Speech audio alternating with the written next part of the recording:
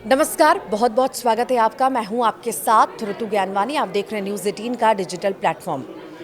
केंद्र सरकार ने अपने 50 लाख कर्मचारियों और 65 लाख पेंशन धारकों के लिए 8वें वेतन आयोग के लिए टर्म्स ऑफ रेफरेंस यानी TOR को मंजूरी दे दी है। अब 8वें वेतन पैनल को 18 महीने में अपनी सिफारिशें सरकार को देनी होगी। पैनल बताएगा कि फिटमेंट फैक्टर कितना रखा जाए और इसी से नई बेसिक सैलरी तय होगी। यानी अभी सैलरी कितनी बढ़ेगी ये नहीं पता चलेगा, ये 18 महीने बाद समझ आएगा। रिपोर्ट के अनुसार इस बार फिटमेंट फैक्टर 1.86% से लेकर 2.47% तक रह सकता है। 1 जनवरी 2026 से 8वें वेतन आयोग को लागू माना जाएगा, जिसके बाद जितनी देरी नया वेतन लागू होने में होगी वो एरियर के तौर पर जुड़ता जाएगा। पहले समझते हैं कि टर्म्स ऑफ रेफरेंस आखिर होता क्या है। TOR आयोग के कामकाज का दिशा निर्देश दस्तावेज है। यह आयोग के दायरे यानी स्कोप, उद्देश्यों, ऑब्जेक्टिव्स और सीमाओं को परिभाषित करता है। इसमें यह तय होता है कि आयोग आखिर क्या क्या समीक्षा करेगा, जैसे सैलरी स्ट्रक्चर, अलाउंस, पेंशन और बाकी। TOR के आयोग का काम शुरू नहीं हो सकता बिना TOR के आयोग का। तो सैलरी बढ़ाने के लिए एक तय फॉर्मूला है जिसमें सबसे बड़ा किरदार जो है फिटमेंट फैक्टर अदा करता है। 7वें वेतन आयोग में ये 2.57% था।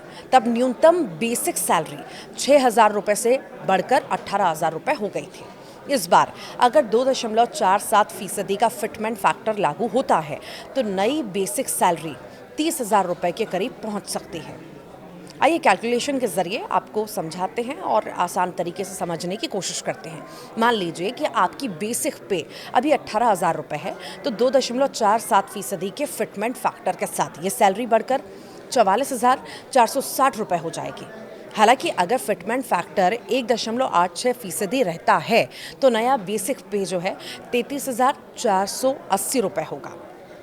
आखिर कितनी होगी ग्रॉस सैलरी ये भी जान लीजिए। तो ग्रॉस सैलरी जो है, सैलरी में बेसिक सैलरी के साथ हाउस रेंट, अलाउंस और DA भी जुड़ता है। DA यानी DNS अलाउंस महंगाई के अनुसार दिया जाता है। ये साल में 2 बार अपडेट किया जाता है और अभी की कैलकुलेशन के लिए DA को 0 मान लेते हैं। हाउस रेंट अलाउंस भी 3 श्रेणियों में बांटा जाता है।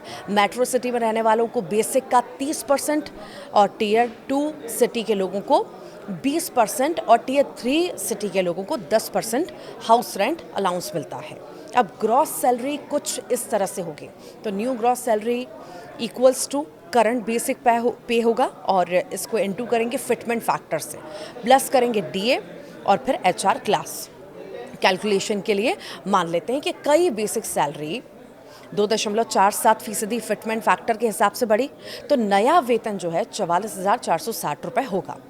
HRA 30% मान लेते हैं, DA को 0 रख लेते हैं। अब इसे फॉर्मूले में डालते हैं। नई सैलरी होगी 44,460 प्लस 0 प्लस 13,308 इक्वल्स टू कितना हुआ 57,798 रुपये। तो इस हिसाब से कैलकुलेशन होगा। जो केंद्र सरकार ने बड़ा फैसला लिया है और बड़ी राहत दी है, ये कहीं ना कहीं खुशी देने की बात भी है और ये बड़ा फैसला लंबे वक्त से सभी इंतज़ार कर रहे थे।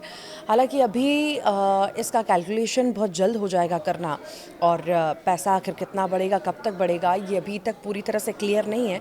पर फैसला सरकार की ओर से ले लिया गया है और इससे सीधे तौर पर जो है फ़ायदा भी मिलेगा। जो केंद्र सरकार ने ये बड़ा फैसला लिया है, 50 लाख कर्मचारियों और 65 लाख पेंशन धारकों के लिए 8वें वेतन आयोग के लिए टर्म्स ऑफ रेफरेंस को मंजूरी दे दी है। आप क्या सोचते हैं ज़रूर बताइएगा। नमस्कार।